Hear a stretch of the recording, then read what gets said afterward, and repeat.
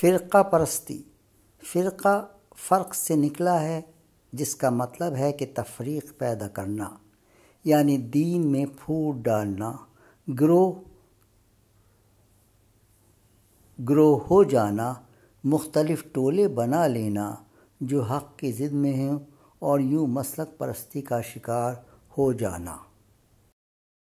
مگر اللہ نے سورہ آل عمران آیت نمبر 103 میں منع کر دیا کہ تم سب مل کر اللہ کی رسی کو مضبوطی سے تھامے رہو اور تفرقے میں نہ پڑو، بلکہ یہ بھی واضح کر دیا کہ اگر تفرقے میں پڑو گے تو مشرک گردانے جاؤ گے، جیسا کہ سورہ روم آیت نمبر 31-32 میں فرمایا کہ مشرکوں کی طرح نہ ہو جانا،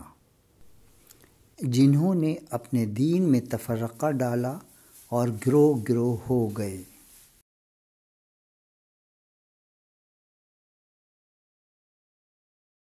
یہی نہیں بلکہ سورہ آل عمران کی آیت نمبر 105 میں ایسا کرنے والوں کو عذاب عظیم کی وعید بھی سنا دی ہے کہ ان لوگوں کی طرح نہ ہو جانا جنہوں نے تفرقہ ڈالا اور واضح احکام آنے کے باوجود اختلاف کیا، اور انہی لوگوں کے لیے دردناک عذاب ہے۔ اس کے ساتھ ہی سورۃ انعام آیت نمبر 159 میں اپنے رسول صلی اللہ علیہ وسلم کو بھی متنبہ کر دیا ہے کہ جن لوگوں نے اپنے دین میں تفرقہ ڈالا اور گروہ ہو گئے، آپ کا ان سے کوئی سروکار نہیں، ان کا معاملہ تو اللہ کے سپرد ہے، پھر جو کچھ وہ کرتے رہے وہ ان کو سب بتا دے گا۔ سورہ حج میں مالک کائنات نے ہمارا نام ہمیں بتا دیا، یعنی مسلمان، مگر آج لوگ بڑے بڑے خوشنما نام رکھ کر فرقوں اور مسلکوں میں بٹ گئے ہیں، جن ناموں سے آپ سب بھی یقیناً واقف ہیں، اور پھر ان ناموں کی دلیل یہ پیش کی جاتی ہے کہ یہ ہمارا فرقہ نہیں ہے، بلکہ ہم نے پہچان کے لیے یہ ایک نام رکھا ہے۔ آخر کس چیز کی پہچان؟ الگ ہونے ہی کی نا۔ اور یاد رکھیے کہ ان سب کے فرقے ہونے پر دلیل ان کا نام ہی نہیں، بلکہ ان کے قرآن و حدیث سے ٹکرانے والے عقائد و اعمال بھی ہیں۔ ان فرقوں اور فرقہ وارانہ ناموں کے رائج ہونے کا یہی نتیجہ ہے کہ آج اگر ہم سے کوئی پوچھ لے آپ کون ہو، ہمارا جواب یہ ہو کہ جی ہم مسلم ہیں، تو ہمارے مسلمان ہونے پر وہ کچھ یوں سوالیہ نشان لگاتے ہیں کہ جی کون سا مسلمان؟ مگر جب قرآن کی آیات ان کو لاجواب کر دیتی ہیں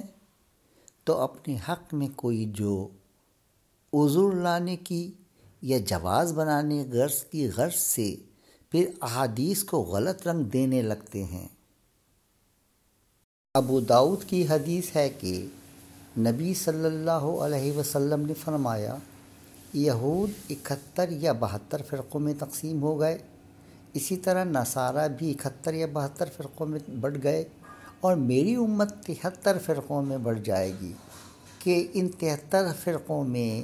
سے صرف ایک فرقہ جنت میں جائے گا، اور یہ وہ فرقہ ہوگا جو ہمیشہ حق پر اور میری سنت پر قائم رہے گا۔ اتنی سی بات کر کے یہ ثابت کرتے ہیں کہ 73 فرقے تو بننے تھے، لہٰذا تسی سانو سمجھانا۔ ان کے ذہن اس بات کو فرقے میں بنے رہنے کی دلیل سمجھتے ہیں، جبکہ نبی کریم صلی اللہ علیہ وسلم نے تو متنبہ کیا کہ کہیں تم بھی نہ بٹ جانا ان یہودیوں کی طرح، ان عیسائیوں کی طرح۔